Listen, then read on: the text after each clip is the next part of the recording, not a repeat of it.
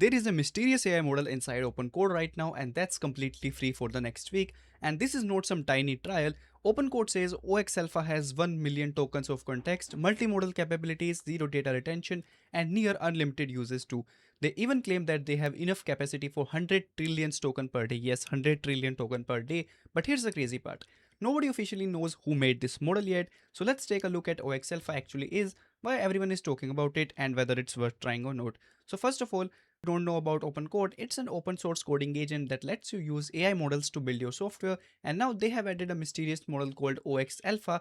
The model itself has not publicly been identified yet. That because of that, there is so much speculation online. Some people are thinking it's from Minimax, but no, none of that has been confirmed. And honestly, the mystery is probably the part of what makes this model so interesting. So first of all, what makes it different? So the biggest thing is that 1 million token context window. In simple terms, that means the model can potentially keep track of huge amount of information at once. That's specifically useful for coding projects where you might have hundreds of files, documentation and loads of context to keep track of. It also supports multimodal inputs, claims zero data retention, and even OpenCode is offering very extreme rate limits. You can see it right here, and yes, it's free for the next week.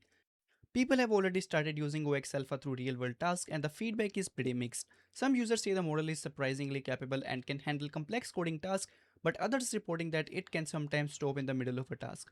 You can tell it to continue and picks it up where it left off, but it might stop again later. So that's not a necessarily perfect autonomous coding agent yet. Considering the model is currently being offered with these kinds of limit, it's definitely worth checking out. Biggest question is here that why give people so much free access?